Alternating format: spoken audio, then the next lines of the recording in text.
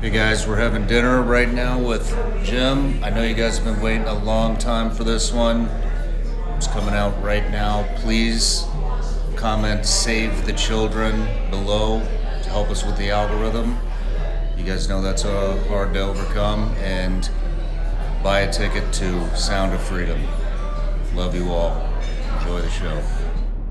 This is to all of the agents that are out there that are very well aware of what's going on with the children, that know a lot and that are scared from coming forward. You know, I saw, I did The Passion of the Christ, and we had, when the movie was over, two people that had committed murder came forward and turned themselves in. That was how powerful that film is. This one has the reverse.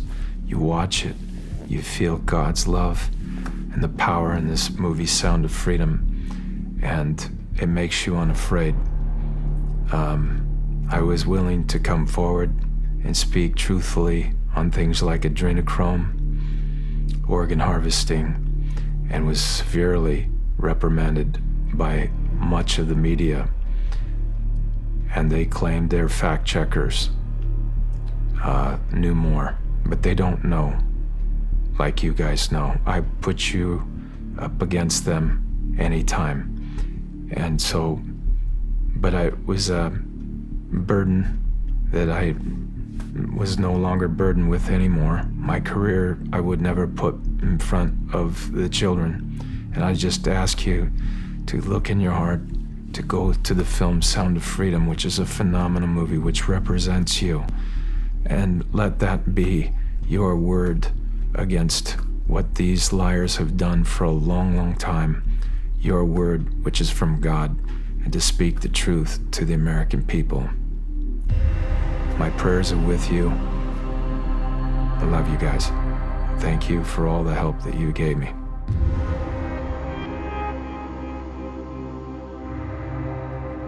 Jim Caviezel, Hey, Sean. thank you for coming. It's a real honor to be sitting across from you right now with all the work that you've done. And just thank you. Thank you, Sean. Pleasure to be here. We have a lot to talk about. So you, just a quick intro, actor, Christian, husband, father, abolitionist, acting for 30 plus years. You're a devout Catholic. You allow your faith to guide you on the projects that you choose. You've been married since 1996, which is incredible. Congratulations. You are a father to 3 adopted children from China, 2 with brain tumors and 1 that had cancer. Amazing. Amazing. How are they? They're doing great. Yeah, we're very, very blessed. How old are they? The oldest is 23, Oh, amazing. then 21, and then the youngest is 13.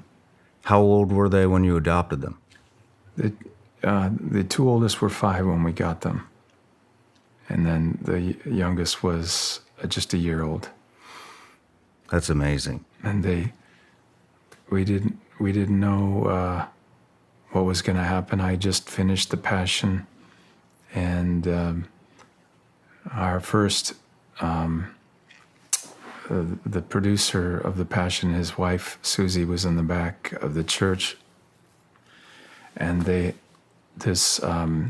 she had a picture of this little Chinaman with a tumor on the top of his head. And she says, "Will you adopt him?" And I was looking at his eyes, and I heard Jesus say to me from the little boy's mouth, he said, "Will you love me?" And I said, "Yes." So she asked me, "Will you adopt him?" But I wanted to do more than that.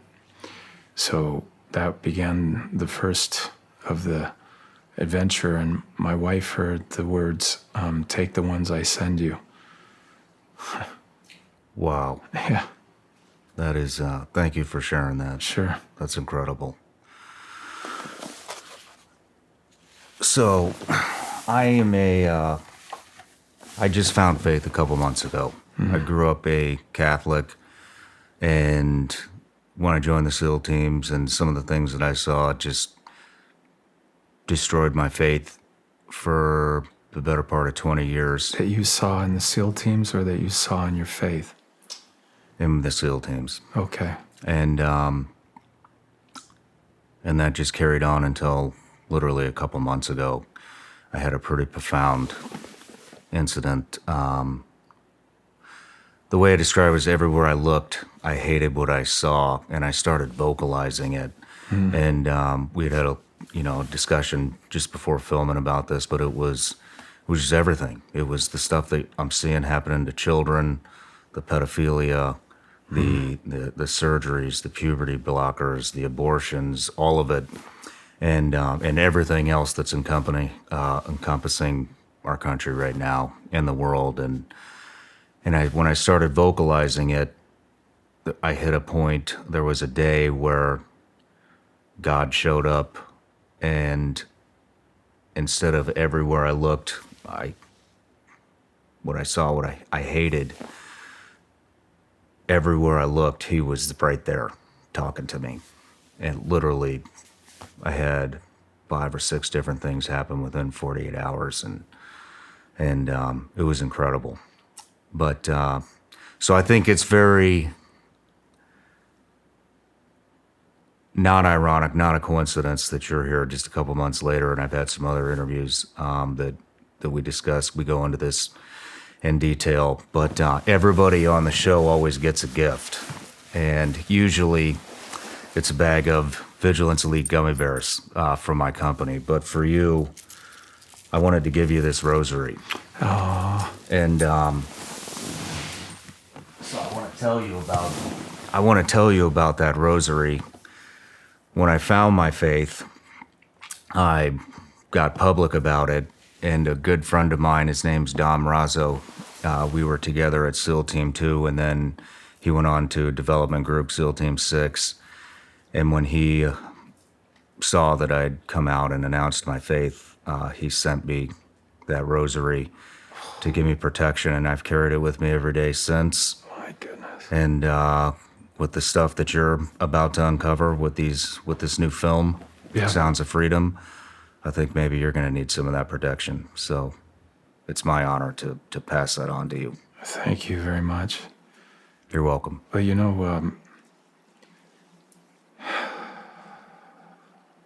I remember having a conversation with Sean Penn a long time ago when we were doing the Thin Red Line. And he asked me a lot of questions about faith and everything. And the character that I was in the film, his name's a Whit, Private First Class Whit, in the World War II film. And Sean and I would, like in the morning and the night, would go run and stuff. And he mentioned to me about, all this stuff in the church and things going on. Why? And I said, there's a place in the Bible, John the Baptist, when he cried out, here's a guy that lived on locusts and honey and had, nothing. And he lived on every breath from God. His own father, Zechariah, doubted God. So I imagine that when he was born, he had to go out and find another father, the real father, adopted father. And at some point, God taught him everything, every breath of God, knew it. And once he understood it, he was like probably 2-3 people showed up. It was like a needle in a haystack. They found him, and their hearts got on fire. And then they went and told the people in the temple, and they all started coming out, but not in, first probably 10, 20, and eventually in the thousands were there. And Jesus often mentions these Pharisees, the priests at the time, like to admire their own phylacteries, their own robes and everything, you see. They sat at the highest places. And eventually, they had no more audience, see. They were out with John. the Baptist. They went out to see him, and they thought, we need to recruit him over to our side. And eventually, they probably tried and then whatnot, and then he called them out. He says, "You brood of vipers, you den of thieves, and what you've done to the people, are you?" And he said, "You think because you're a Jew, you're getting into heaven? God could turn these stones into Jews." I thought of that myself, that I was given an incredible gift, but I'm always better actor with God. That He does something to me that's so much better, and so I'm a slave to Him. I want to be. He's holy. I'm not whole. I'm not whole body, mind, and soul. I'm not without Him, and I'll always, when I'm with people like Sean Penn, who is brilliant, genius actor, I have a gift, but I'm so much better at my gift with him in me. There's a lot of temptations in the business, but I'm not an easy guy to love. So, I'm very fortunate that my wife, Carrie, loves me, and my children love me, and I'm very content with that. But the gift really is, how many people I can help Jesus to lead to heaven, because ultimately that's where we need to be. Recently, a friend of mine, David Rodriguez, when we met back in 2004 when I did The Passion, and he was this big, incredible fighter he was, you see. But he started asking me stuff about The Passion. He said, "Do you actually believe in that stuff?" And I said, "I do." And it was worth everything. It was worth my life. Because when I first got into about 14 years old, really bad thing happened in Iran. I was running out on a road, and my feet were all cut up, and I didn't have any. I ran like 8 or 10 miles to my friend's house, and when I was doing G.I. Jane, Hashim Shalon, the guy next to me was a SEAL like you, and he said, "You can't hurt us." And I remember thinking that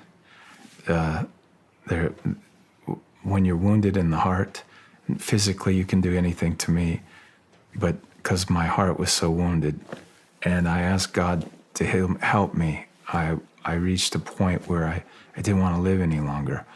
And when people, especially now, the suicide rate is so high, and I always tell people that are out there thinking, "I want to end it," I said, "Can you imagine if I'd have ended it?" And when God would have said, "Look, you young man, boy, 14, 15, here's what I had planned for you." I was going to play His son. What a sad thing that would have been. But I cried out to God, and I asked, "Lord, what's my purpose? What do you want me to do in this life?" And He came to me in a movie theater. A presence came, 1,000, your soul knows this, but about 1,000 yards exactly landed outside. His presence landed outside the theater. Now you got to be careful when you ask God, "Tell me, what's my purpose?" I meant it. And He came into the theater, and I felt this love all around me. And this presence, it was as if I was God's only child. That's how much He loved me. That was everything to me. It meant everything that somebody out there loved me like that. And then the presence went from love to peace. I'd never felt this peace before. It was definitely from heaven. And then the voice said, "I'd like you to be an actor." And it left an indelible mark on my heart. At the time, I was like, I don't know anything about how to do that stuff. But I had no idea I had the gift. And so I came to Hollywood, And I had this vision where Jesus, how do I do it? But I had this vision that Jesus would always take care of me like a child, like a baby. And then it went from that to, this was 10 years of just, the difference between one of your team guys asked me about how hard was it? And I said, the only difference is I didn't have an instructor. I had to do it on my own. I had to look everything up. And it broke me. But I got up in the morning. My instructor was Jesus. I would go to Mass at 5:30 in the morning. 6:30, I'd get up at 5:30. I was at Mass at 6:30, and then I would go down and do what I knew. I was playing basketball. I played basketball for 18 years, played in college, and then that's all I knew. So I was working out with all the players down at Loyola Marymount and then UCLA, and eventually started doing workouts with NBA players and creating workouts for them. And at some point, I got an opportunity for the Thin Red Line, and it was 14 auditions later, I got the film. But what I loved about it was that my friend Brett Barrett passed away. He said when I met Jim, he was guarding Paul Pierce, who's an NBA Hall of Famer, and he was talking smack to Paul Pierce. And I was, because my friend Phil Weber, who's a brilliant NBA coach and just a genius guru when it comes to just positive mental focus. And my dad played for Wooden at UCLA, but he had the pyramid of success. He had the industriousness, work ethic, and the enthusiasm. Those are the two corner blocks of the pyramid of success that never changed. And so that mentality, prodding Paul Pierce was like, I don't care. I'm not making the team. I just want to go to my auditions and have that fire in my gut to overcome the nervousness that you feel when you're about ready to perform. Yeah. And 14 auditions in a row, and it was always through this great spirit. It's the Holy Spirit, but it pushed through my mental and my physical at the highest level constantly, and kept me at the same time keeping me humble and content. You had mentioned something happened when you were 8 that caused you to do that run. And if I heard you correctly... 14. 14? Yeah. What was that?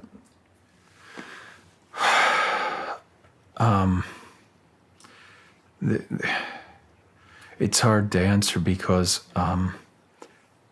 there's a forgiveness there, and bringing it up would do damage to that individual. But I've already forgiven that individual. Sometimes, like when we were doing the Passion of the Christ, the pain that I had to go through was so incredible. I was hypothermic. My makeup times were from 2 a.m. till 10, and from 10:30 to 4:30, I was freezing. Then, they had to take the skin, a new application that is now all Hollywood uses now. And those guys didn't even get an award for it. Christian Tinsley, Keith Vanderlyn, Christian Tinsley invented this during the scourging scenes. We used it, but it was burning my skin at the time. We were getting it down. And so I was in a lot of pain on that movie. And then I had to learn the Aramaic, the Hebrew, and the Latin. And so I only get 3 hours of sleep. Then I would get up, and then they created a cross with a bicycle bicycle seat in the middle, and then I'd hold my hand here, and they would tie it, and I'd just fall asleep standing or sitting on this little bicycle seat, and then the cold would hit again, and then eventually I got a pneumonia, and then it was on every antibiotic in the world, but I wasn't getting a rest, and so they would try to move me around, but and to do other scenes they could, but so during the one particular take, I had dislocated my shoulder, and I bit through my tongue, and it's the part where Mary comes over. And now, before that, I said, God, I'm done trying to do, there was a lot of frustrating things that were happening. I just said, God, I don't want them to see me. I only want them to see you. And that's when the whole film changed. But it came with the cross hitting me in the back of the head, biting through my tongue and my cheek, and then my mouth bouqueted with blood. And when you see me turn on this particular take, there's a stream of blood that is coming out of my mouth. And I turn to Mary and I say, Olui Ami Choda Chadesh, behold, Mother, I make all things new.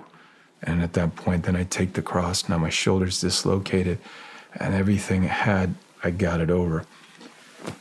I think that if you look deep, I don't like particularly drinking piss and vinegar, but if I have to, I will.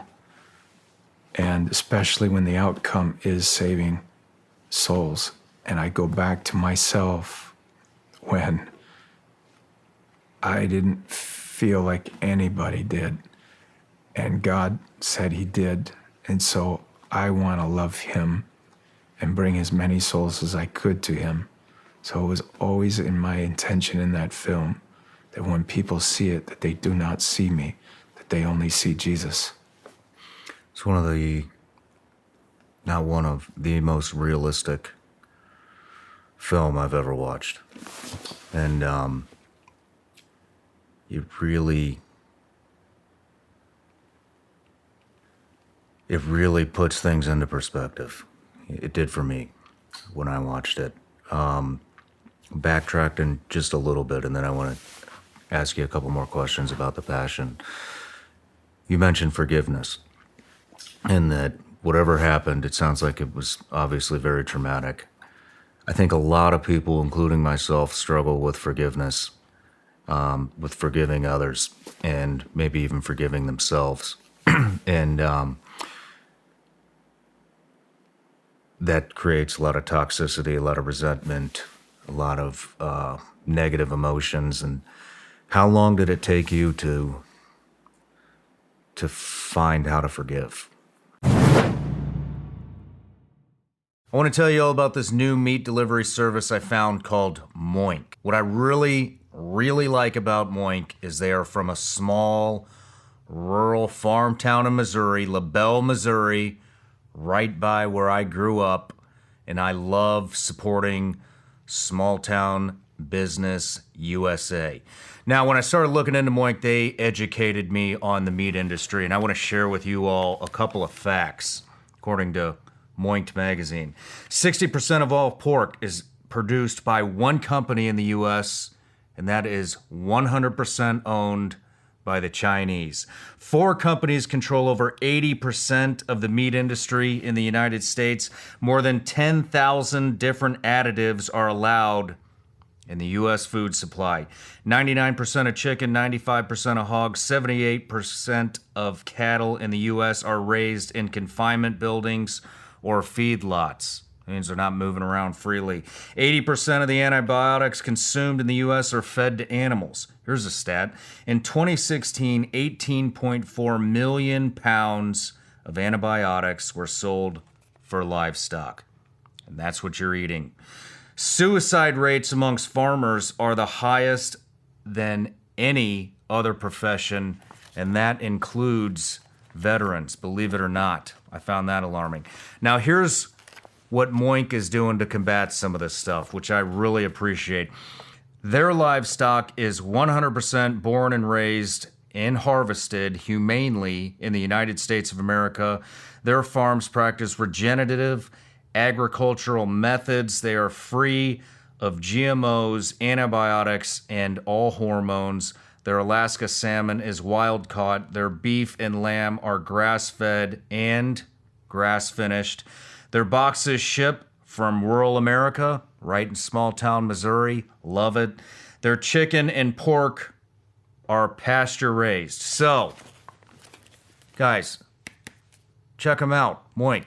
Keep America farming going by signing up at moinkbox.com/SRS. Right now, listeners on this show get free bacon in your first box. It will be the best bacon you will ever taste, but it's only for a limited time. It's spelled Moink, MOINK, box.com/SRS. That's moinkbox.com/SRS. Ladies and gentlemen, it has been a minute since I've done a Bubs Naturals commercial, but it has not been a minute since I've taken the best shit of my entire life. Actually, just knocked one out this morning. It was amazing.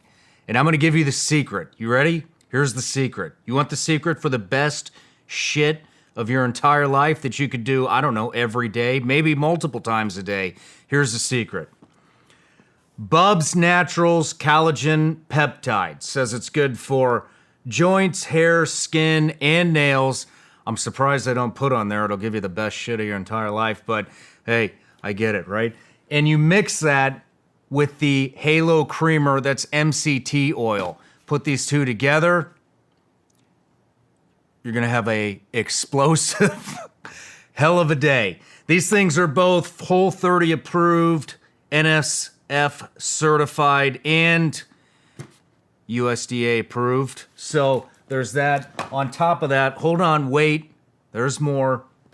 If that doesn't get you going, which I guarantee you it will, you've got Bubs New Coffee. So this is the first ever coffee bean Whole30 approved, if you can believe that. And we all know coffee can, speed things up a little bit in the morning. But hold on, wait.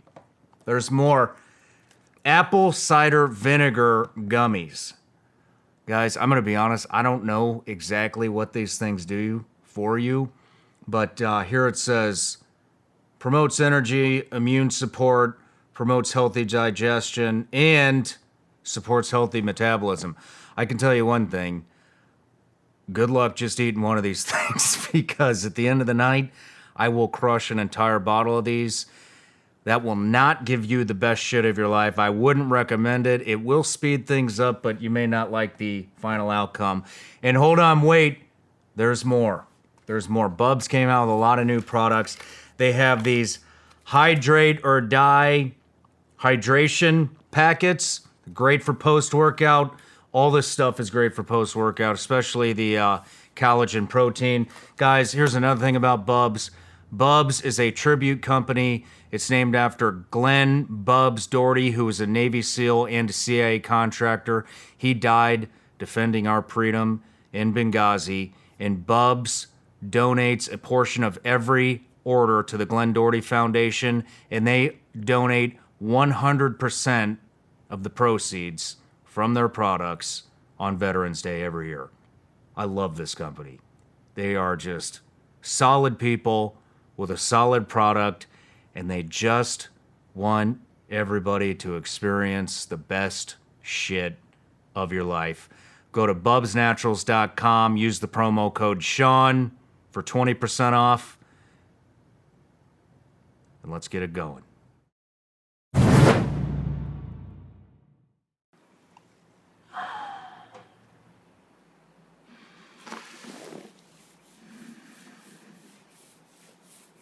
Sean,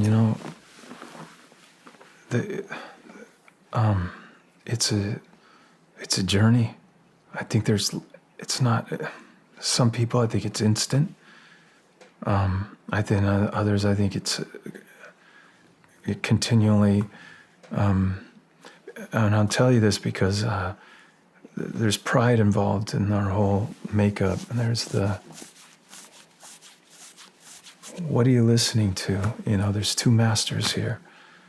Because one of the masters obviously is the angel of light, the Lucifer. And but next to God's light is, you can see the darkness everywhere.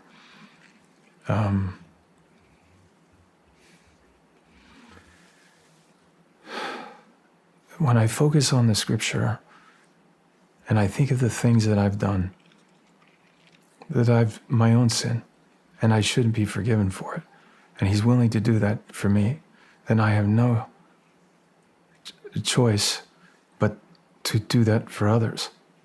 I'm not telling you that that person is hurting you, you have to keep being with that person. Jesus clearly says at one point, dust the shoes off your sandals and move on. But you can pray for that individual. And here's when you think of principalities of good versus evil, every time you pray for them, you're moving angels in over them. So you're really afflicting them. They don't like the light on them. They want the demons around them. But by putting those angels around them, you bring light on them. And so then, but there's too many things to do in this world to just keep holding on to those things. And then you ultimately, for the love of, we were talking about my children earlier, for the love of my children and my wife, why afflict them with the vengeance that's eventually going to come out?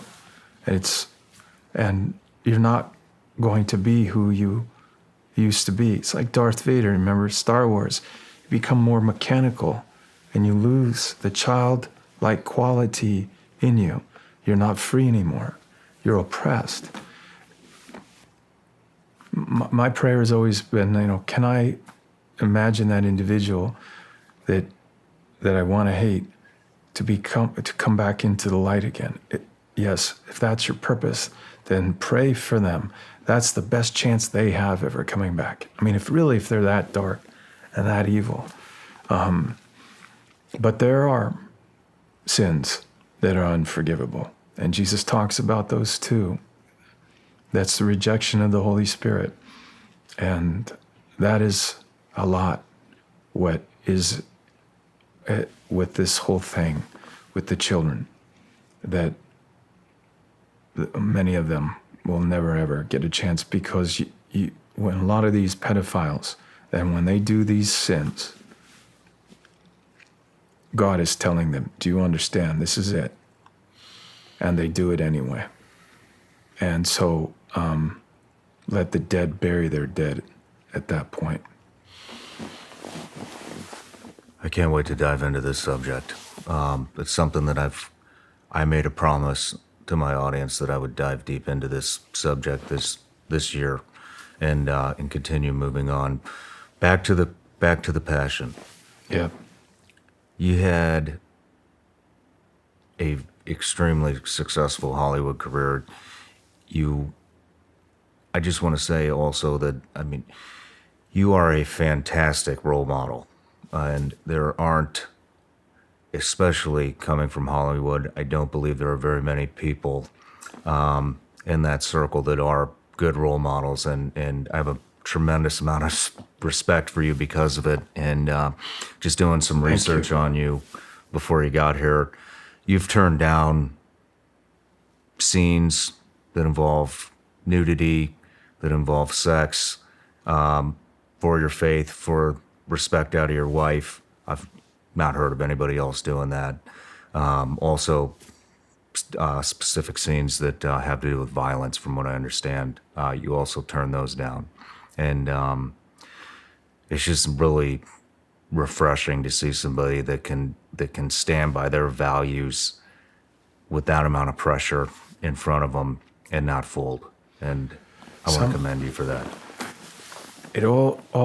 Every film has something in it that a power, and then you go, okay, what's necessary, what's not necessary. It does not mean that I will not play the devil in a movie, but the difference is I don't go to the devil to ask him how to play him. I go to God to teach me how to play this, because when I do, it should unearth you. There was a film I did with Denzel Washington, Deja Vu, and that had a lot to do with it. And so I got to write my monologue, and piece in there with Denzel. Tony Scott and Jerry Bruckheimer allowed me to do it, but I looked at a lot of the along the way, I've always got to work with really good agents, ATF, FBI, CIA, all, and I write notes down, and then I bring that back into the script. And when I got to watch some of the interrogations that I got to see, you always hear another voice coming out of these guys, like the devil speaking right through them, and talking about their destiny, their making their maker, their time, and I just would write a lot of that down, and I would pray deeply about it and going into the scene, because when an individual watches the movie, watching film, time suspends itself. You know, if I said to you, you're going to sit in this room in that chair for 2 hours, but if the actors play it right, you're so entranced into the film that time just goes by like that. And so I'm still that 14, 15-year-old kid that watches a movie, and in my mindset say, what would keep me on the edge of my seat? What would keep me entranced into this character? And the Passion of the Christ was very brutal, especially when we went to the Cat of Nine Tails. Again, where I'm working with the best people in the world that are revealing to me, this is really what happened. So when we were looking at like the Shroud of Turin, you can see the Shroud of Turin is a image of Jesus. And when you start going into the track lines on his body, you can see the bamboo sticks the Romans would have used on him.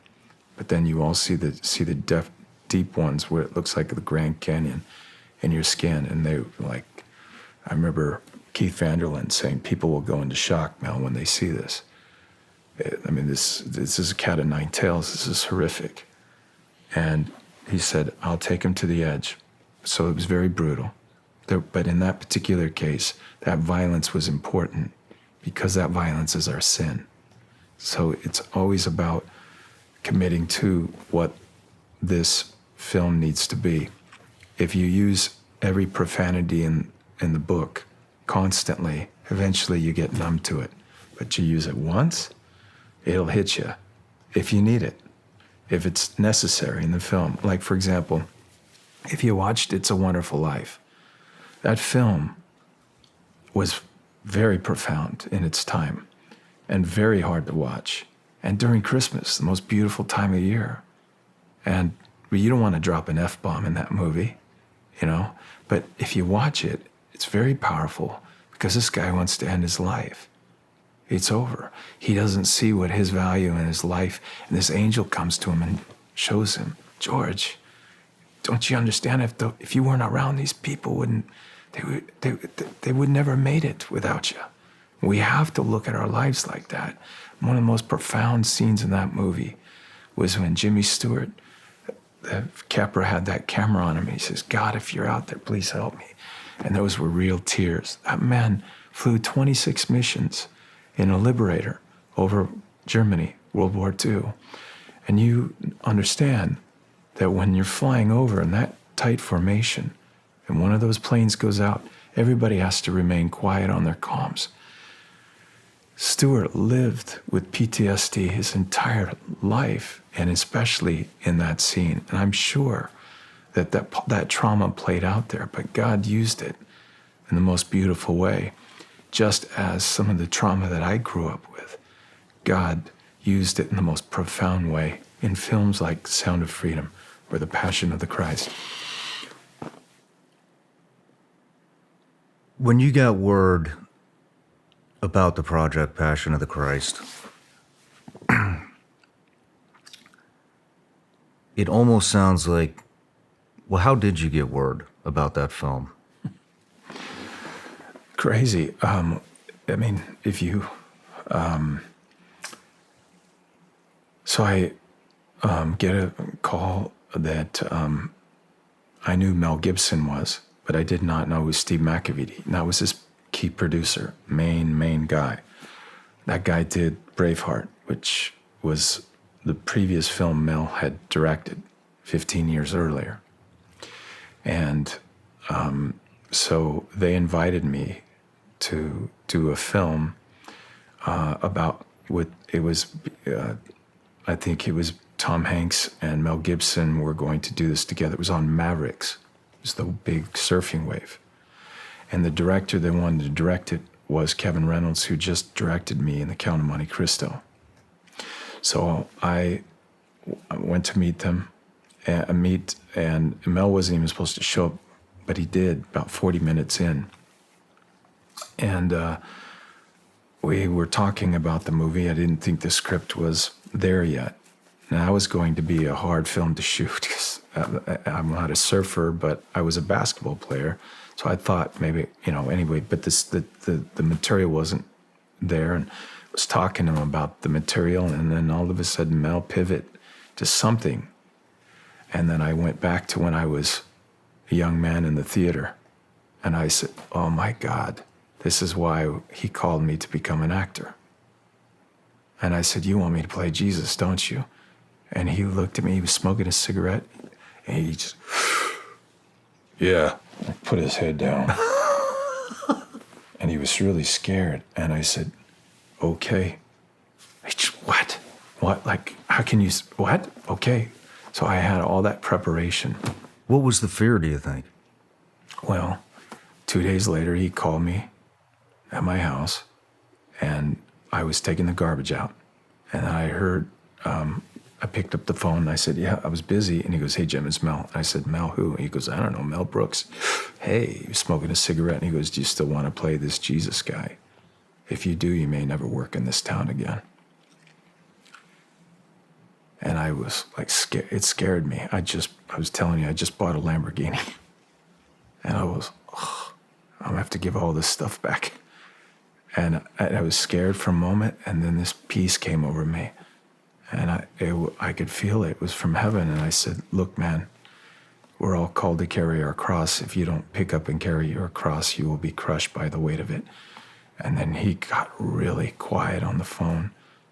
And then I said, oh my God. He said, what? I said, I just realized my initials are JC and I'm 33 years old. And he goes, God, you're freaking me out. And he hung up the phone. And then McAvity came probably 5 days later. And then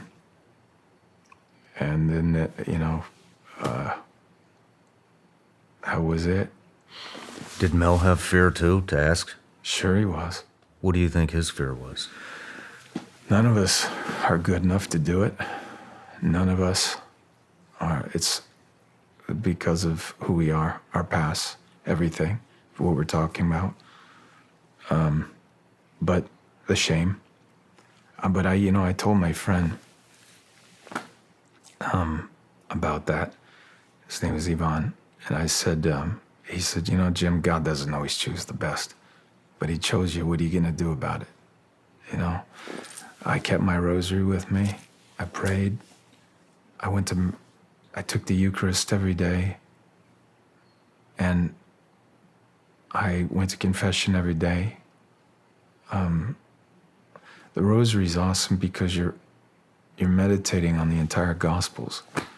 And when I was up there on the cross, I would pick 10 people out of the audience, actually 11. The first one was the Our Father, and then I did 10 Hail Marys, but I continued to pray the sorrowful mystery as I was up there.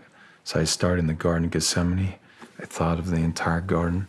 Then I went to the scourging scene. I thought of the scourging scene, and I went from there to the crown of thorns, humiliation. And then and I would just look at one thing because I couldn't feel my hands anymore. My hands were numb. At the end of the movie, my body's blue.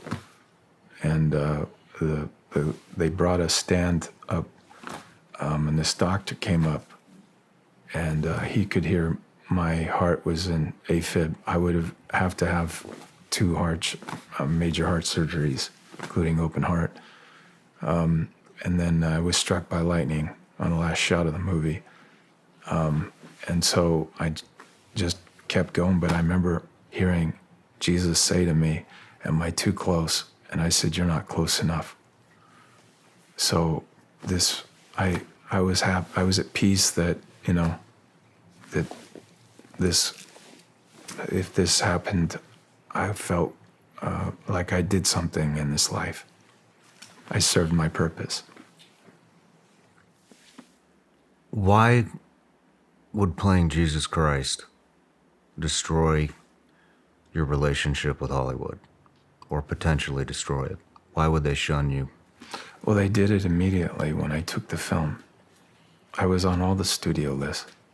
They have to answer that question. That's sad. The Christian bigotry is the most accepted form of bigotry there is. And they need to be called to task on it. Why? But here's the other thing.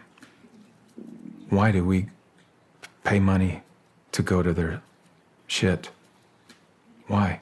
Why support it anymore? If we, as Christians, said, that's it, and this is like, we need you on this film, Sound of Freedom, but because it's amazing. Now, I don't do faith-based films. I hate that. You know why? We never used it as a crutch on The Passion. And then all of a sudden we were the faith-based film. We never called ourselves faith-based. We were, here's a phenomenal movie. We can beat anybody in the world. We have the truth, right? The truth sets you free. Go to the film, see if it does. But now it's like, we made a faith-based film for you. And so you owe us your money. No, you don't. You don't put that and don't manipulate them. And that's another thing that is not Christianity, is that crap. Is like we're one of the club. I don't use that thing that I'm saved. I look at what Apostle Paul said. When you contemplate your salvation, do it in fear and trembling. That's how I look at it. And finish the race. My race isn't done. I've got a lot more to go. But I don't like that manipulation stuff. And Jesus is not a manipulator. And that is not Christianity at all. It needs to be authentic. Jesus is authentic. He's the most authentic thing that has ever existed. Was that a tough decision for you at all? Or was it snap of the finger, I'm 100% in, no matter what happens? The Passion? Yes, because of what happened in the movie theater when I was young, yeah. We talked a little bit about spiritual warfare before we started recording, and with my new faith, I think it's my mission to spread the word, and it's already connecting me to people that I never would have been connected with before, like yourself, a couple other people that are coming on the show soon, and everybody that's around me that is a believer, that's close to me, has come to me and told me, be careful, you need to watch out. Eli Crane told me there are no free shots on target when you're talking about spiritual warfare, and that evil will start to try to seep into my life the louder I get about this. Did you experience anything like that? That right there, what you're saying, that's garbage. Okay. And I want to tell you, Michael the Archangel is a patron saint to the Navy SEALs. Do you know this prayer? Saint Michael the Archangel, defend us in battle. Be our protection against the wickedness and snares of the devil. May God rebuke him, we humbly pray. And do thou, Prince of the heavenly host, by the power of God, cast into hell Satan and all these wicked spirits that move throughout the world. These entities will pay a high price when they dare get near God's children. And you're God's child. Your prayers, see, every time they do that, they risk being tossed into the furnace forever. And so this is their job. They serve underneath this wicked beast, and he's a beast. But we have to be, you're different. Jesus often references sheep all the time. And when Jesus goes and leaves to find that one rescue sheep, which I was, but I've gone to other levels. So what would that be? Well, when he's gone looking for that sheep, that lost sheep, he's got sheepdogs that got wolf in them. And then we'll kill any of them that come near those sheep. We defend them. We protect them. They're also wolves that have converted. And that's a different type of guy. That guy, he's lethal. So you've got the wolves coming in, you've got converted wolves, they know how they hunt, and then you got the sheepdog. This is how it's got to be, to take them out. And he's allowing us to step up like David. You know, I got this wrong the other day. It was Samuel, I said Jeremiah. It was Nathan, blah, blah, blah, but it's Samuel. Samuel, the prophet, goes and finds this, is told that out of this man's home is going to be one of the heads of, is going to be the head of king of Israel. So he goes and meets all the boys, and he says, none of these are going to be the head of Israel. And then the father, he asks the father, by chance you have another kid? He says, yeah, I'll back. Can you imagine the father didn't even think nothing of his own son, David? He's outside, he's a sheep herder. Nothing. Man, I want to be a sheep herder like that. I want to love God in a profound way that when I was 16 years old and they were talking smack about my God, that ain't going to happen around me. So I said, I'm going to go down and I'm going to kill this son of a bitch, Goliath. After I kill him, you're going to come around and take him out. But David was, what was profound, it was like nobody talks about my father this way. Nobody. He loved them that much. Can you imagine? Our good God, he's not loved enough by us. He will gladly send his armies to protect us, but we don't love him enough. We have to be above the status quo of this modern day Christianity crap, which I'm telling you, this prosperity gospel is shit. Do you know that? You know, the Bible wants you to have beautiful things, man. That's fine if you can hand it all back. The things that I have in this life, my wife, my children, that family, that's it with God to me. I love beautiful things. I love Lamborghini and all that. But hey, listen, if I have to give it back, fine, done. It's over. So this, it's not authentic. And there are a lot of wolves in sheep's clothing in our, this modern day Christianity. It's fake. It's in the church, it's in the clergy, it's in the bishops, pastors. They'll tell you. But the one that hits me is the one where I know God's here, you know? I don't know you that long. I walked in here and I feel it already. I knew it the moment I met you. Said, you're going to know this guy for the rest of your life. Thank you.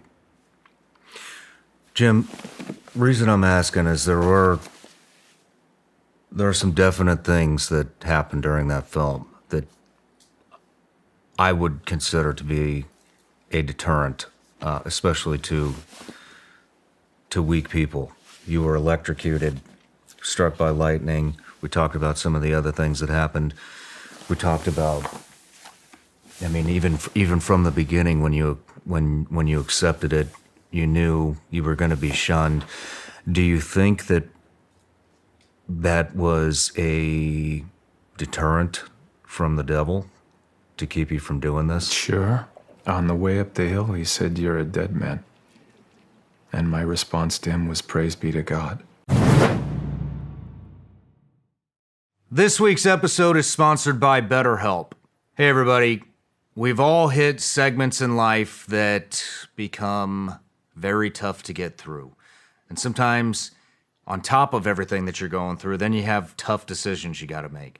Decisions with relationships like family, maybe your spouse, your friends, maybe even your kids, or maybe it's work related. Maybe you got drama going on at work.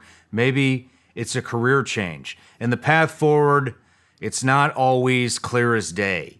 This is where something like online therapy might be able to bring some clarity into your life on what the best path moving forward actually is. And I want to tell you about BetterHelp. Trusting yourself to make decisions that align with your values is like anything. The more you practice it, the easier it gets. If you're thinking of starting online therapy, give BetterHelp a try. It's entirely online, so it's convenient, flexible, and suited to your schedule. Just fill out a brief questionnaire to get matched with a licensed therapist and switch therapists anytime for no additional charge. Let therapy be your map. With BetterHelp, visit betterhelp.com/Sean today and get 10% off your first month. That's BetterHelp, HELP.com/Sean. I want to give a big thank you out right now to all the Vigilance Elite patrons out there that are watching the show right now. Just want to say thank you guys. You are our top supporters and you're what makes this show actually happen. If you're not on Vigilance Elite Patreon, I want to tell you a little bit about what's going on in there. So, we do a little bit of everything. There's plenty of behind the scenes content from the actual Sean Ryan show. On top of that, basically what I do is I take a lot of the questions that I get from you guys or the patrons, and then I turn them into videos. So we get, right now, there's a lot of concern about self-defense, home defense, crimes on the rise all throughout the country, actually all throughout the world. And so we talk about everything from how to prep your home, how to clear your home, how to get familiar with a firearm, both rifle and pistol, for beginners and advanced. We talk about mindset. We talk about defensive driving. We have an end of the month live chat that I'm on at the end of every month where we can talk about whatever topics you guys have. It's actually done on Zoom. You might enjoy it. Check it out. And if Zoom's not your thing or you don't like live chats, like I said, there's a library of well over 100 videos on where to start with prepping, all the firearm stuff, pretty much anything you can think of. It's on there. So anyways, go to www.patreon.com/Vigilance Elite or just go in the link in the description. It'll take you right there. And if you don't want to, and you just want to continue to watch the show, that's fine too. I appreciate it either way. Love you all. Let's get back to the show. Thank you.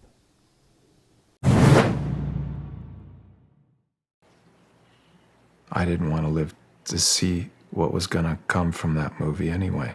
It might be my only chance into heaven. Now, people can say, "Jim, you just don't know the Bible." Get out. It's what you do. Faith without your works is dead. 1 James. So many people say, but they don't do. And I was doing. And I felt good at what had done and was doing. Now, fifth take, it was bizarre. The wind was blowing hard, and the clouds were.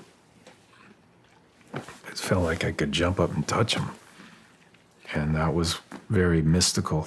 What was happening in the ground? You could feel something in the ground, and then the wind was blowing, and I couldn't. I could see everybody. There were about 350 people that were around me on a hill, and the wind was blowing, and then I couldn't hear the wind, and I could feel the suctioning occur. And then it was probably more like 3 seconds. It felt like 5, but it was probably less than that. And then boom, I shot me out of my body. I saw the back side, not here. And then I was back. Then Jan Michelini runs over, and I remember looking at him, and all of a sudden I saw his hand blow up. Sparks came out. There was another shot that came down. And then I was in shock. And then so I was on a lot of medication until 2009 was my first surgery at Stanford. And then my second one was at Cleveland Clinic in 2014. And that saved me, saved my life. I died on the operating table. I've never told that, but I died. Dr. Gill and Dr. Griffin were my doctors. They witnessed it. They brought me back. But I was supposed to be here. But the reason why I brought that up is I felt incredible peace and love that's waiting for us. When you died? Yes. It was amazing. And I didn't, I had this, just hang on for a second. It was really calm. And then I saw the whole thing. It didn't hurt. The moment it was like taking an egg, cracking it, and then it just came out, and I was dead. I didn't have to breathe anymore. And I was looking at everybody running the room, and they were panicking. And they were doing stuff, but they were really scared. Wow, you remember this? No, I saw it. I watched the whole thing. And I watched everything. And then I saw them put the flaps on, and then when I came back, that's when it hurt. But I heard the horn go off, and it didn't hurt my ears. But it was like when I first met God, when he asked me to become an actor, I felt this great peace and love. The reason why I'm talking about it right now is because so many people don't have the peace. They don't have the love. And when I was on the cross, Jesus, he says 7 things. And he says, woman, behold your son. To John, he says this. John, behold your mother. In Aramaic, woman is inthatha. And then he calls her also Emi, mother. He differentiates. People have to say, why? And the woman is Genesis. I will put enmity between the woman's seed and his. And the Mother Mary is the ark. She carries the Son of God to us. And she is the most beautiful thing there's ever been. And he asks me to love. I'm obeying Jesus. I'm obeying him. Jim, why don't you go to Jesus? Because I'm obeying Jesus when he told me to take the mother and the sons of Zebedee were at the foot of the cross. The mother of Zebedee, James and John, their mother was there. I'm sure she went, wait, I'm the mother. Jesus often talks about who's my brother, who's my sister, And he also says, I didn't come to bring peace into this world. I came like a sword to divide. And that's the generational sin that's passed on. A lot of us lose our own families. He says, who's my brother? You're my brother. We're not of the same DNA, but we're adopted under God. You're my adopted brother, my sister, family. We can have new families, people that support us in our love for him. And you'll find that, it's like how Jesus found these fishermen to lead the church. My God, it's incredible. Still looking for good fishermen, still looking for good Davids. When you had that out-of-body experience on the operating table, when you were revived, was there Was there any time for feeling, oh man, I don't know if I want to go back? Or was it just all of a sudden snap of the finger and you're back? There's an intelligence with the soul that's bizarre. It knows the distance when God lands in a room. Why that's significant? It just is. Your soul knows another language. So the moment I died, I could feel and understand this. Hang on a second. We've got this kind of a thing. Okay. But you're dead. It's all good. But on that side, it's like nothing. It's amazing, you know. And I had an experience when I was doing the Passion, and Jesus visited me a couple times. It was pretty amazing. And one of them was, he was off the left side of my bed, and he was weeping. And it was extraordinary because I was so cold. I had a crucifix, the true cross in my left hand. It was chained around my wrist, and I was hypothermic, so it was over 90 degrees in the room, and I had tons and tons of clothes on, and I was shaking. And it hurt to shake because my shoulder was torn. And I looked over the left side of my bed, and there he was. And I didn't hesitate. I didn't go, oh my gosh, I'm having an apparition here. I just went, why is my Lord weeping? And I got on my bed and I put my arms around him. And I said, Lord, what's wrong? And he pointed to the ground. And on the ground were all of these cards, jacks, kings, and queens. No number cards, just jacks, kings, and queens. And they had all these face cards all over. And their faces were death faces.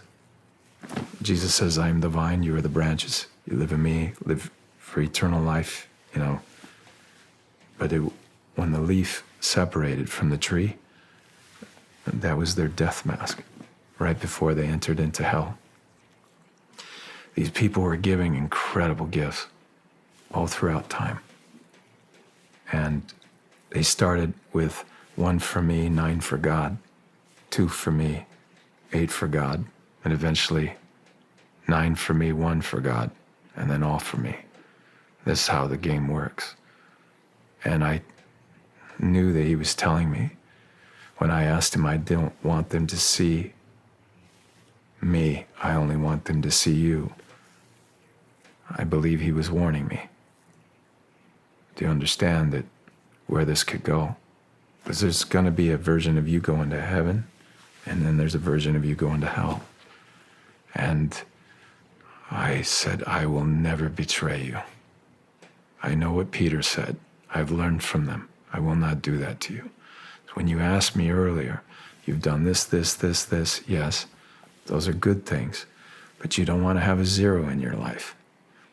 1 times 0 is 0. But so is 1,000,000,000 times 0. You lose everything. So it's a daily thing. And finish the race and finish it strong.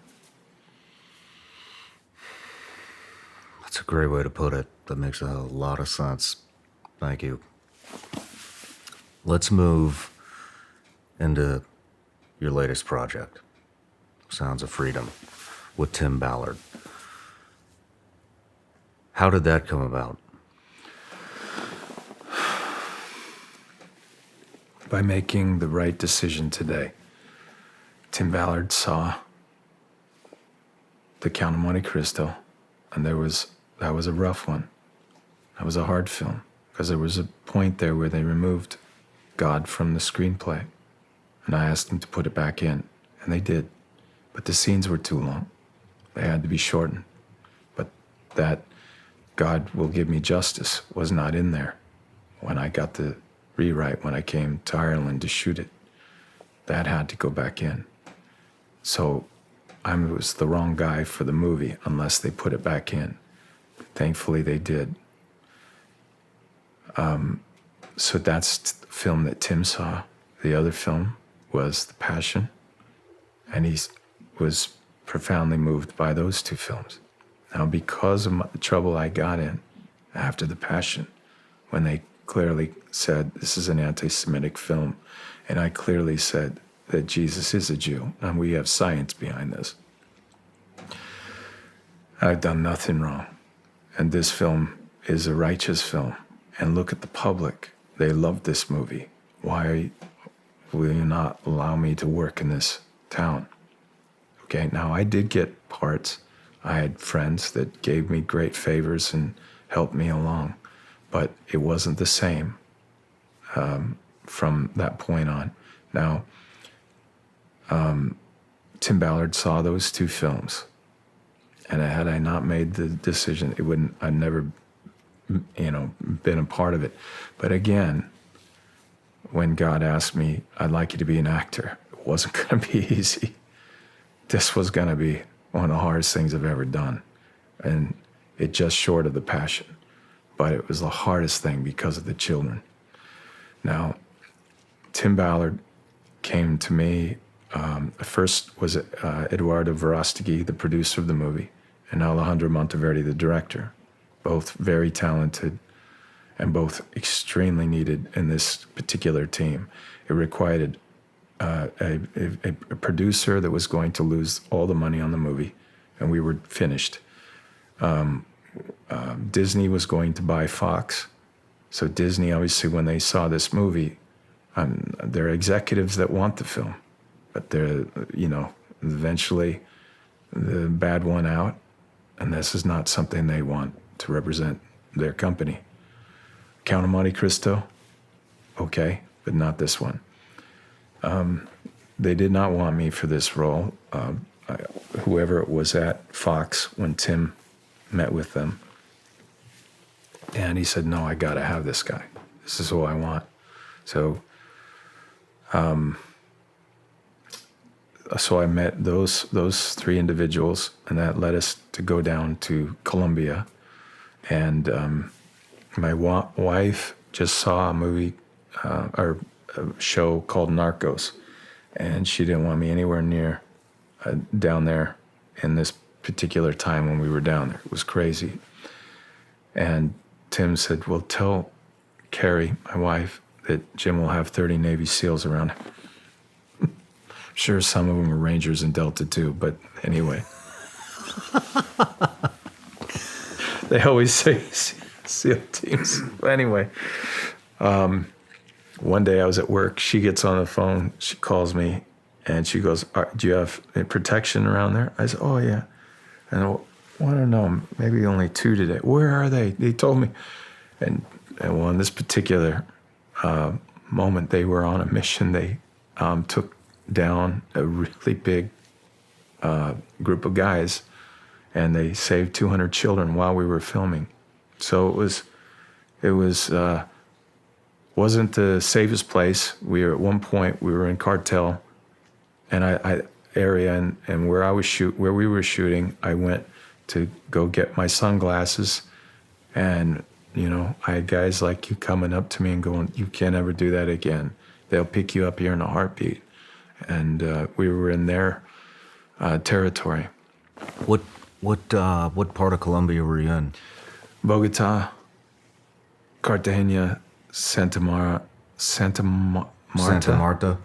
and then Medellin. Oh, you did quite the tour. Oh, yeah.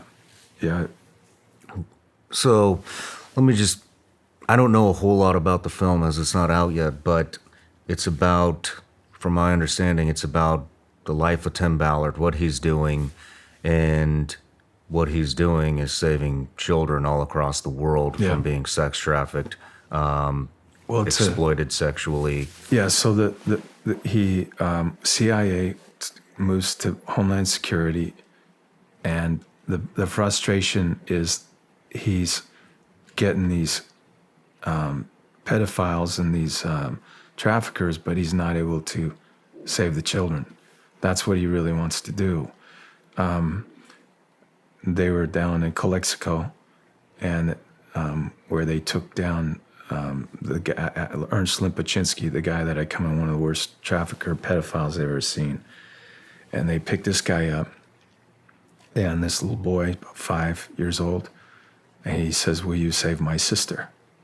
And that is a question. It's like a mark on his heart, and he couldn't. It's like the Bible where Jesus says, "The kingdom of heaven, it's like a pearl.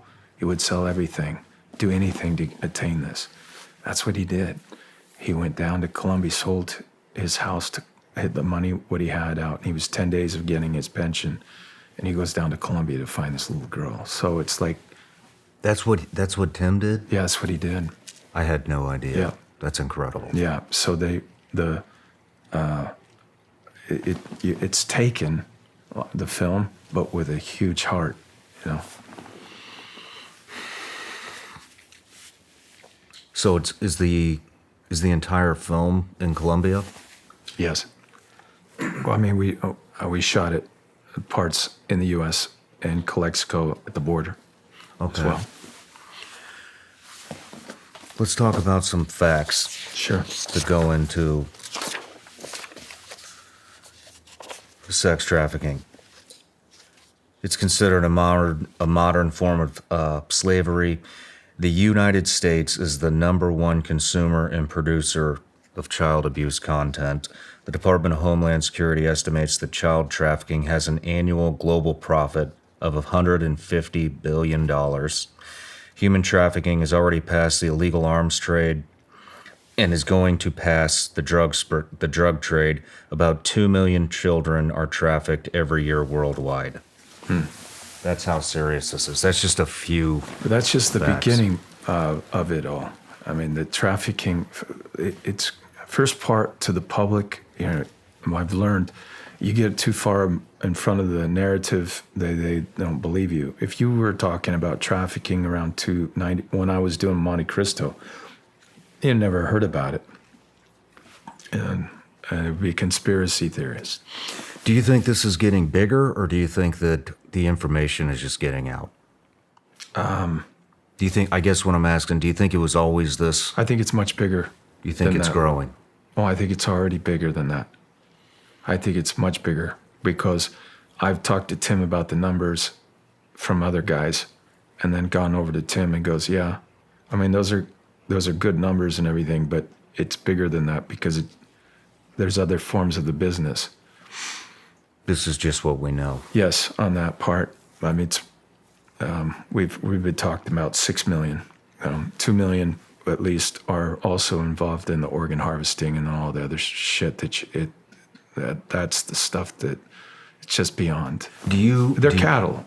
These are cattle. It's like buying cows. What do you do with a cow? You know, you milk them, you do it, but you also eat the meat and all that other stuff.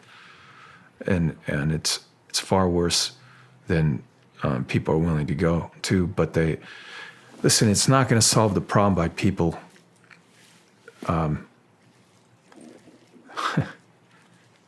This is an analogy. I was swimming in the ocean. I got into swimming and everything, and on the Ridley Scott movie, and I swam, and it was kind of freeing, you know, breaking the surf and doing all that. But just that when you're, you know, I don't know how many hundreds of feet down or how deep you are, some great white shark looking at you and going, "Is that a seal? What is?" And I say, "God, please tell them I'm a human then, or something they shouldn't mess with." But anyway, I just I would pray in the water, you know, just it's and of course the common sense in me is like, you know, you have a better chance of going down an airliner. But anyway, I went out and was filming in South Africa, and I got to dive great whites. It was fascinating. And every time we'd chum the water, and then we'd throw a tuna head out, and the great white would come by. He never just munched it, ever, never, not once. They always bumped. And so I guarantee you that if you were in the water and you got bumped by a great white, the guy said to me, "What do you think they're doing?" He says, they have a little brain. Yours is bigger than theirs. You have to be smarter than them. And he says, yeah, but I said, some of these fish, they're like whales, they're like 2 tons. And he says, do you think they went to school in the morning, mate? Do you think they sat there and said, you weigh 4,000 pounds, he's only 200 pounds? No, you have to be smarter than them. So what do you do if a great white bumps you? And I said, well, I'd be scared and I would swim to shore. Oh, and he says, you know how fast they can swim in the water? He says, at 40 miles an hour. So the fastest swimmer in the world can outswim this. So that's the smart guy. Now, he's actually the dumb guy. And when you splash, splash, splash, you are saying, come eat me. It's exciting him. He said, oh, your food. Okay. It's nothing personal. Yeah, but he's going to have to eat you. So if you program it in your brain that you're swimming and you think about it a lot, what would you do? And he bumped you. If you immediately attacked him, because it's only an instant that he bumps you, and you scratch his eyeball or grab his gill, he's gone. Doesn't want to mess with you, because these sharks, these great whites in the womb, if there's 7 babies in there, the winner is the one that eats all of them. That's how they're born. That's how they are fed in the womb. Then they're born and they come out fighting.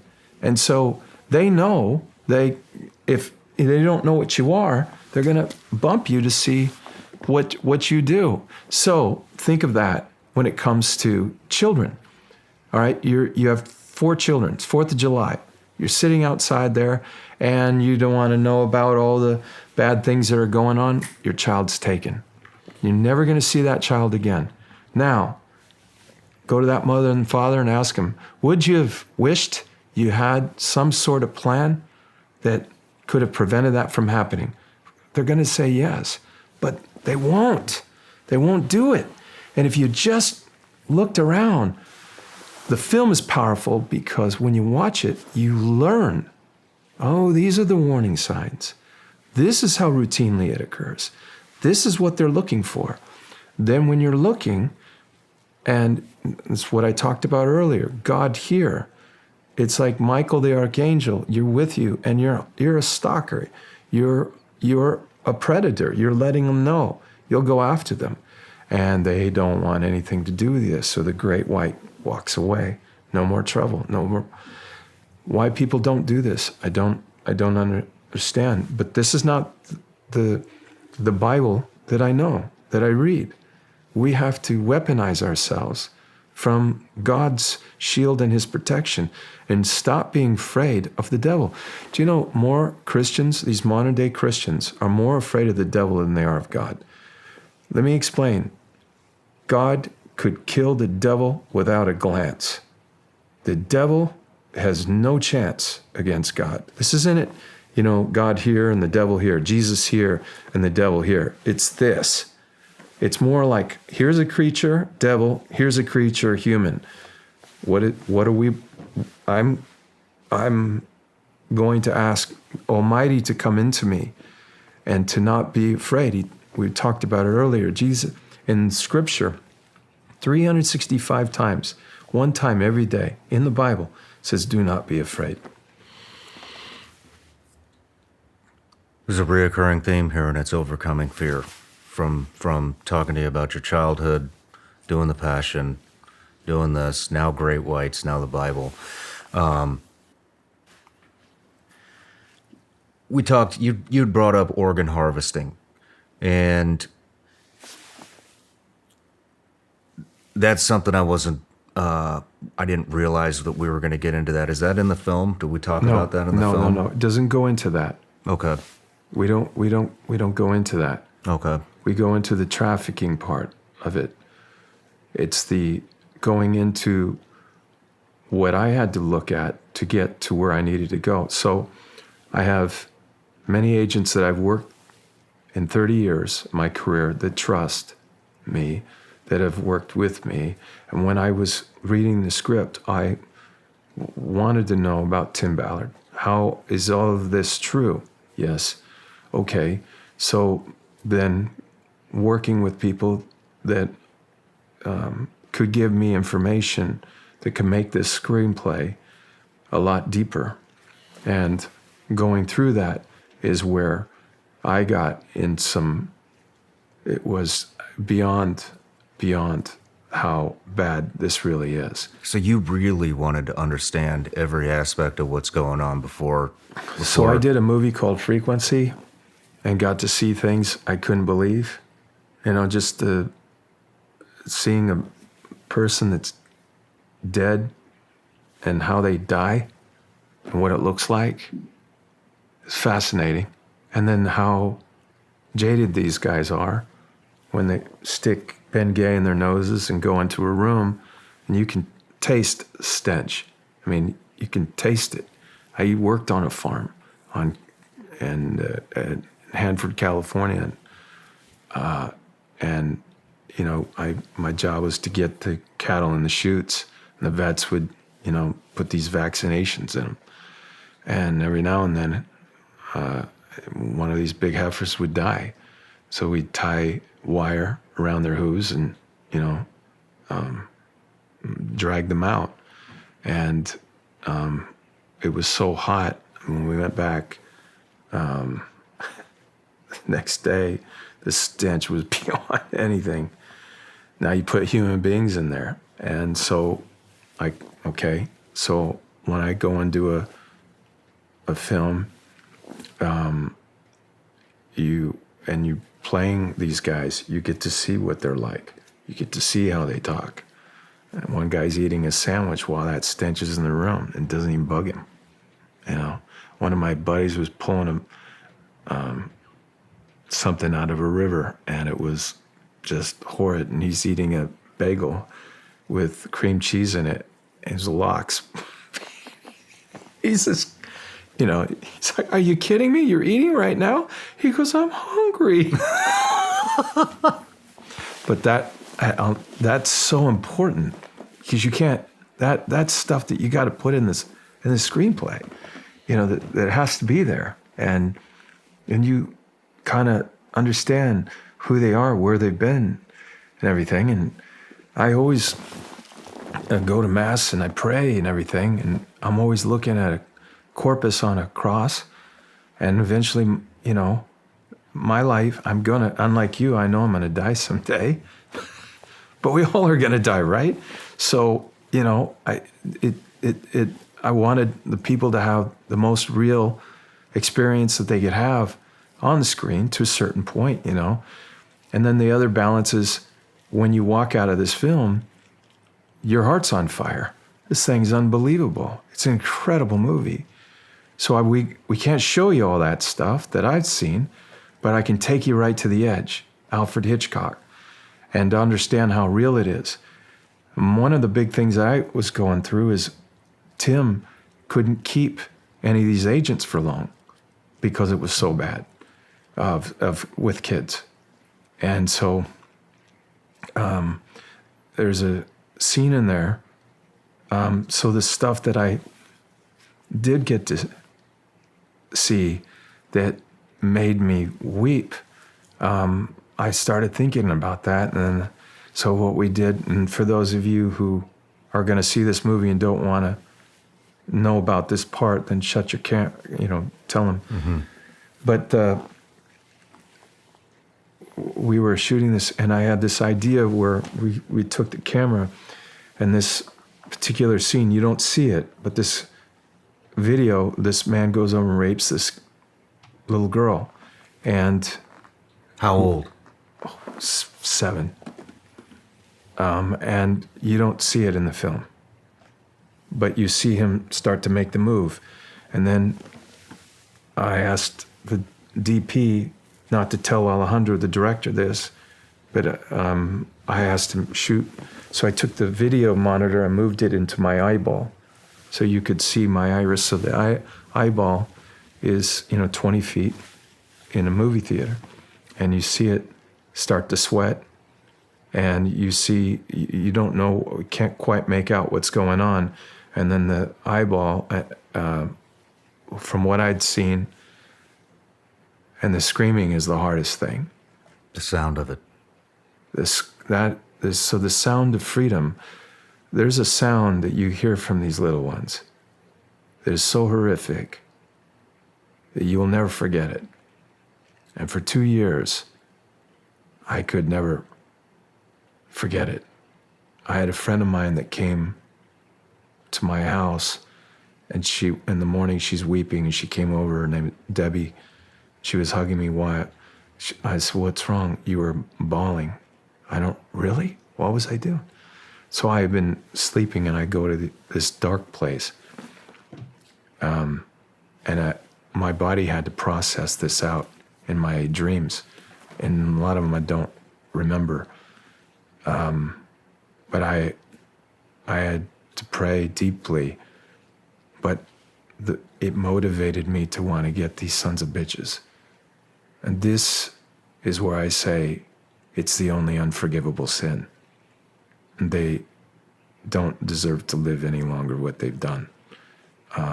Jesus says, better a millstone be hung around their necks, that they be cast into the sea, that you should ever hurt one of these little ones. So the film is fantastic that way. It's powerful. It's no studio can make this film. This is the movie they don't want you to see, and especially the devil doesn't want you to see this. But when you are done, people don't get up from the theater. They sit like they did in The Passion, like they did in Schindler's List. You cry.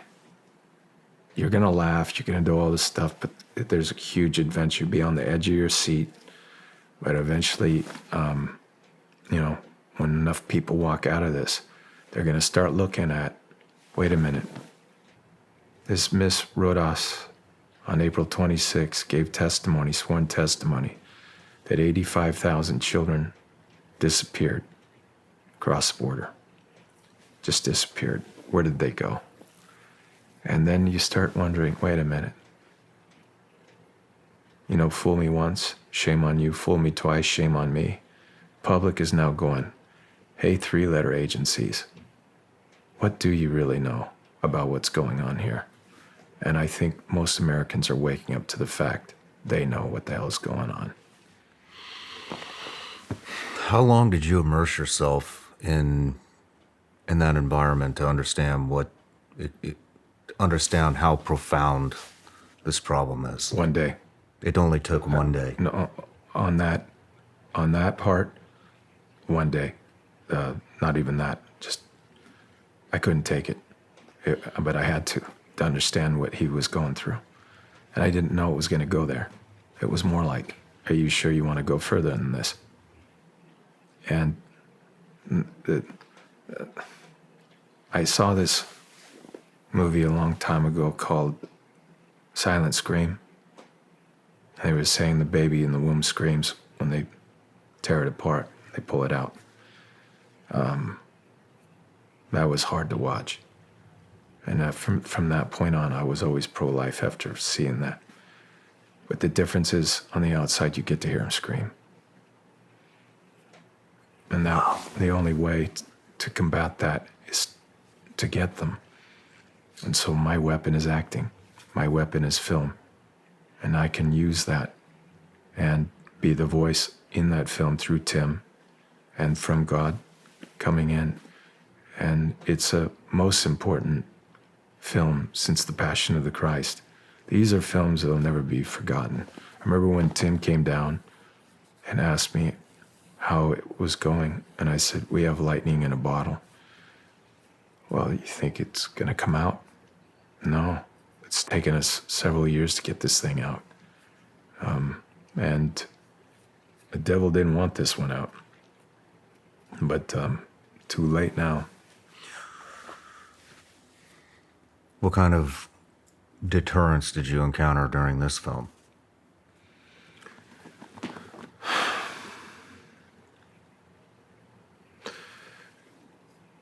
It was like I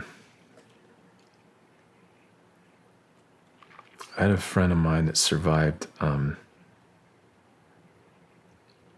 Immaculée Ilibigeza. She survived Rwanda. She said for 12 weeks she was living in a bathroom.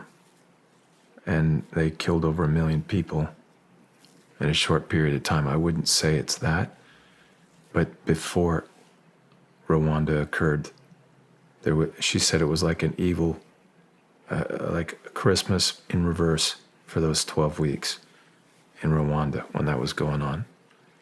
And so prior to that, before the day of reckoning, it was when you would go down the street and you would hear them saying, they'd come up to you. So if you're in Mexico, they would say, do you want niñas, niños? You want mujeres, women.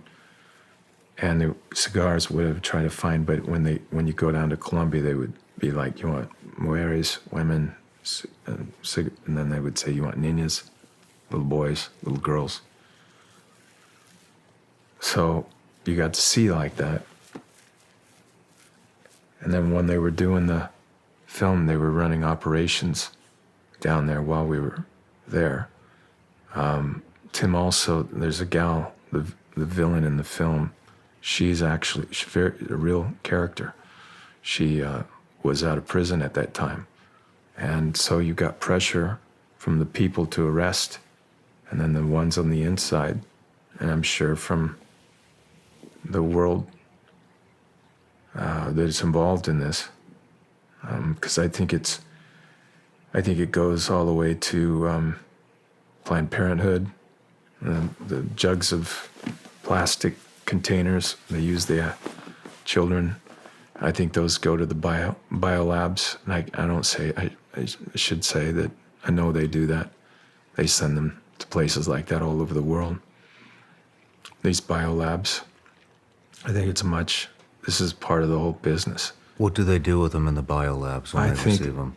Well, either making the adrenochrome, or they're using it to, from what I was told,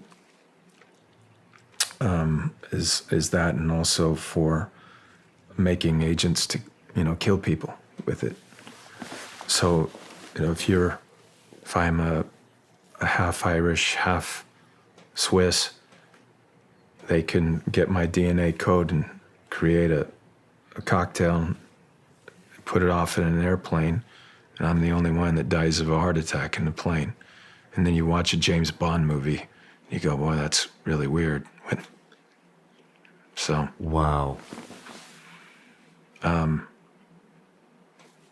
Again, this is a way, way ahead of the public narrative. But, I talked to some, this is not something where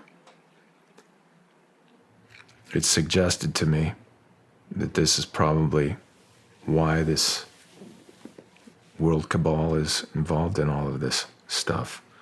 And it has a lot to do with the blood of our children. The public is now awakening to the trafficking, but it'll eventually lead you to other places like Epstein Island.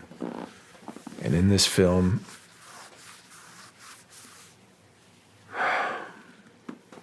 we showed it to about 1,500 people in Las Vegas. And during a certain part of the film, they were all talking in the audience. There was like 5 showings every single time, talking. So at the end of it all, I thanked them all for coming, and then I said, why, during this part, you were talking? And they all yelled out, Epstein Island. And I said, now I understand why they don't want this to be seen.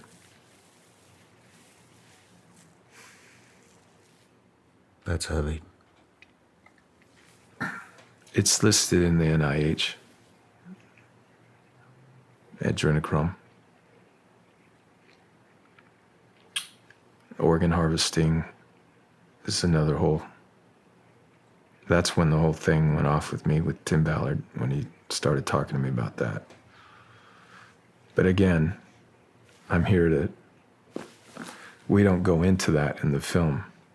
The film is phenomenal. I probably just chased away millions of people from wanting to watch this movie. No, you didn't. The film, the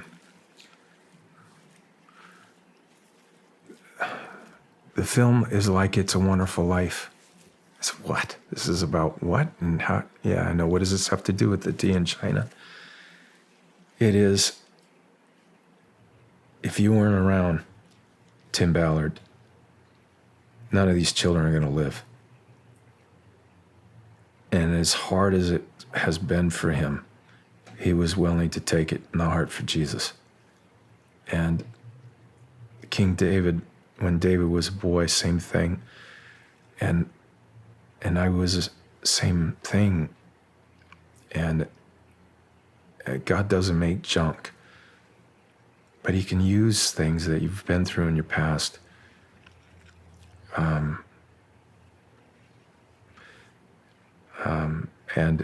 And he can take you to a level that it's supernatural. It's just no way to explain it.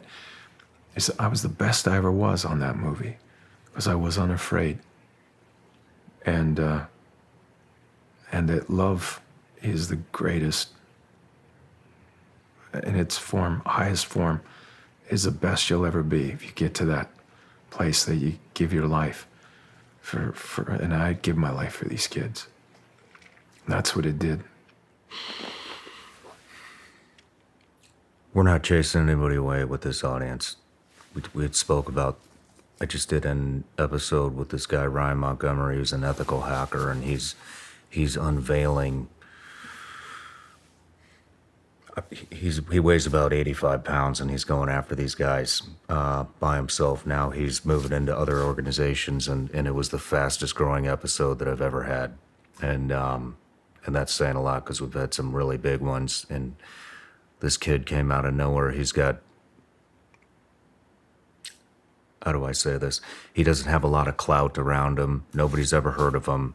And it just went, sparked the interest of everybody. And with this film,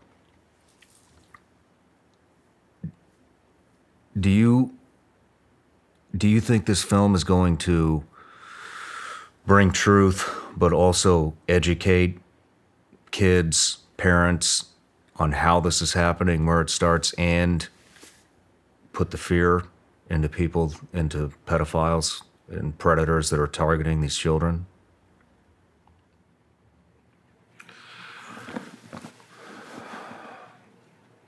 I don't know. I was reading this thing, and I would absolutely say it's 100% the truth. They will never be able to walk down the street again.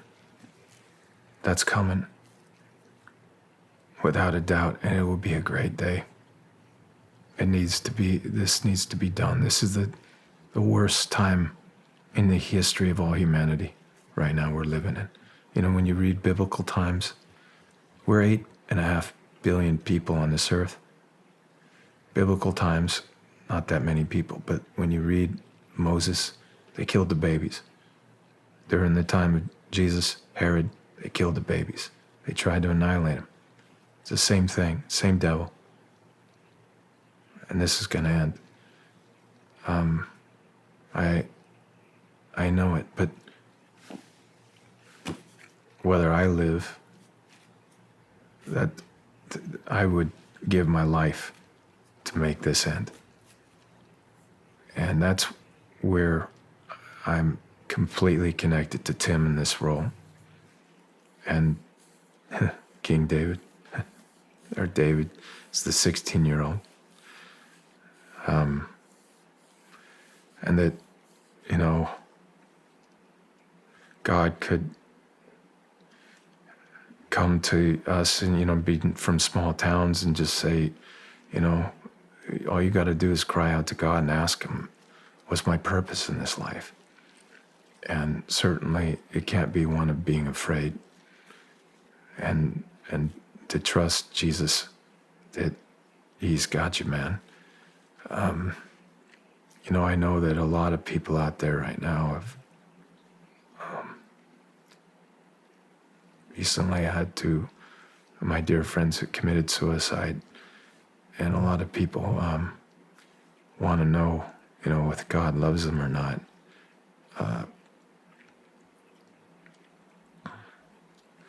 I heard this a long time ago, and it goes, your name may not appear down here in this World's Hall of Fame. In fact, you may be so unknown that no one knows your name. The Oscars and the praise of men may never come your way, but don't forget God has rewards that he'll hand out someday. This crowd on earth, they will soon forget when you're not at the top. They'll cheer like mad until you fall, and then their praise will stop. Not God, he never does forget. And in his Hall of Fame, by just believing on his Son, forever there's your name. I tell you, friend, I wouldn't trade my name, however small, that's written there beyond the stars in that celestial hall, for all the famous names on earth or the glory that they share. I'd rather be an unknown here and have my name up there. Thank you for saying that.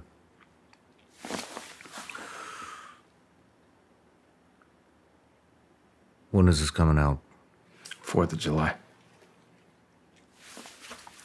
We'll link everything below. It's a heavy topic. The things we talked about can all be verified.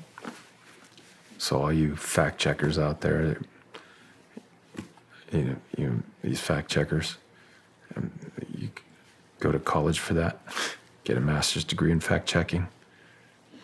Don't public stop falling for this fact checking stuff. They need to meet my fact checkers. One of them, and we mentioned him earlier. He'll verify it, all the stuff that I've told you.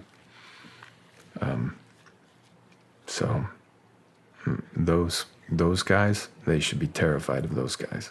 Fact checking's turned into suppression. Yes, it is. Bingo. Do you think you'll continue this fight with the children after this film's released? Oh, I'll never stop. Because my own children, my own adopted children, I was very aware of the dangers and the pains I've gone through on a global scale, just through the adoption agencies and everything.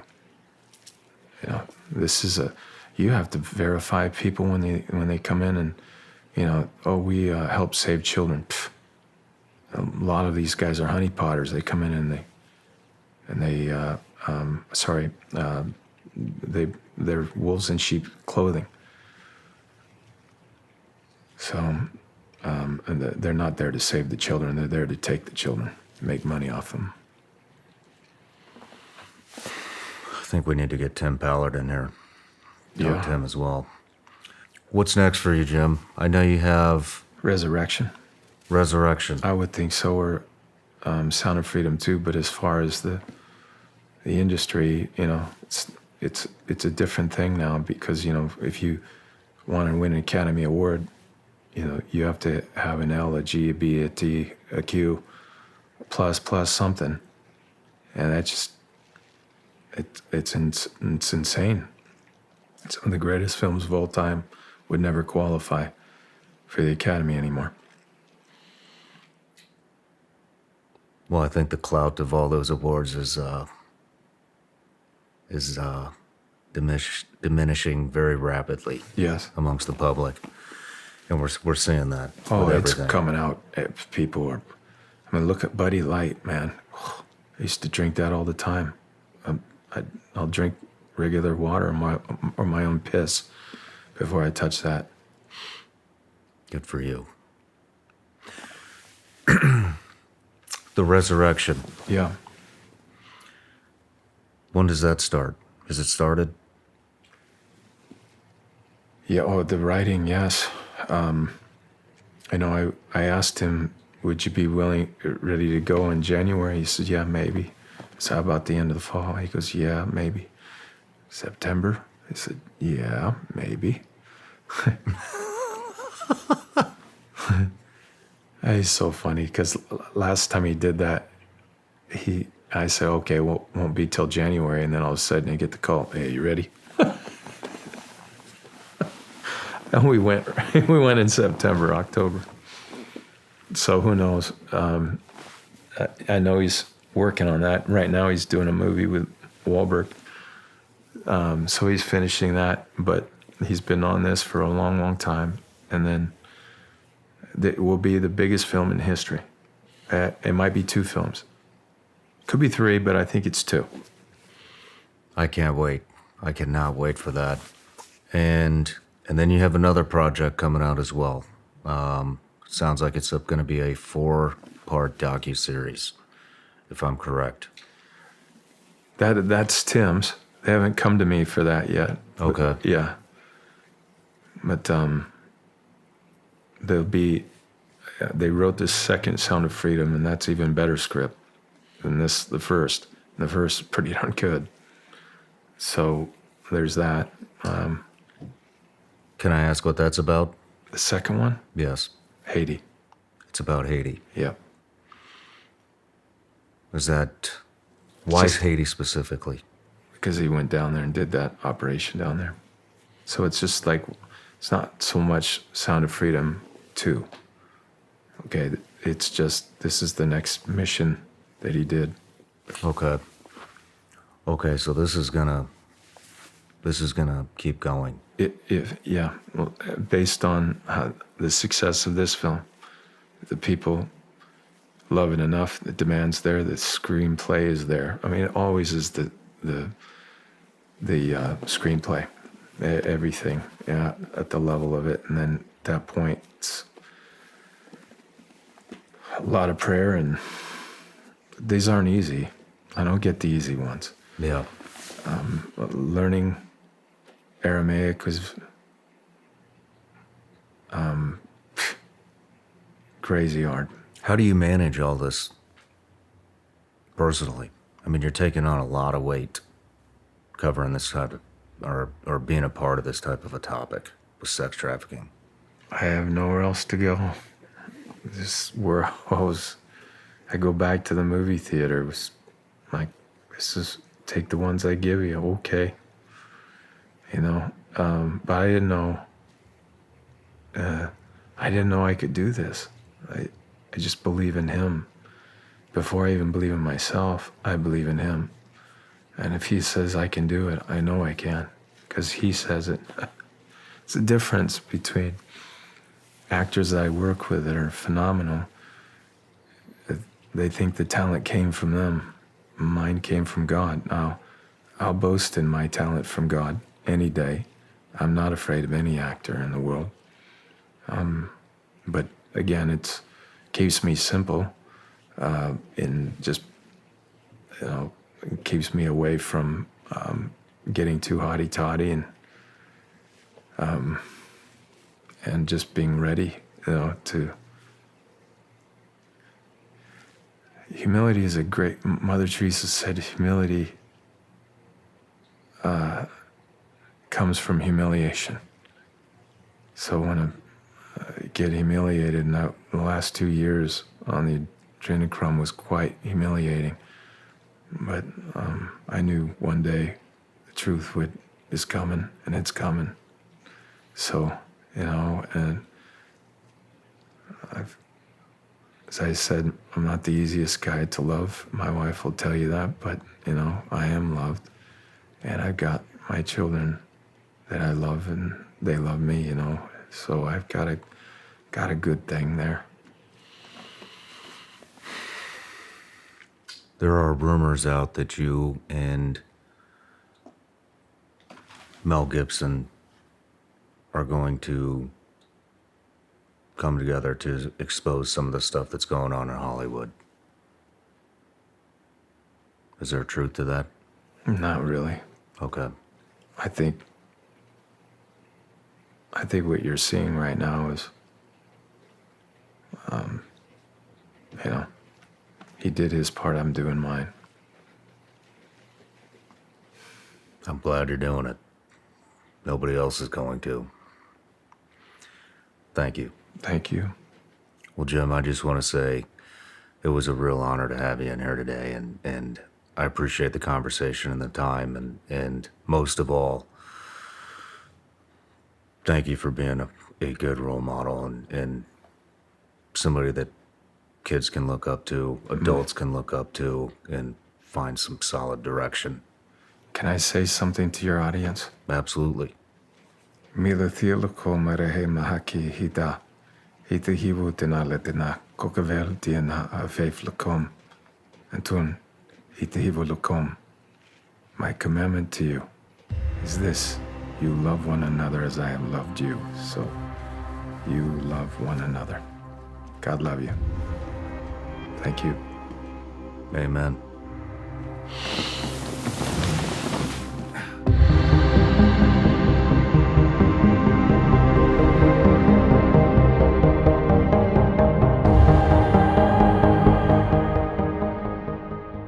Hey everybody, I'm Sean Ryan. Click here to subscribe to the Sean Ryan Show YouTube channel for the hottest and most compelling interviews that you will not see anywhere else. I've also made a playlist of all the previous SRS episodes so they're easy to find. You can find that right here.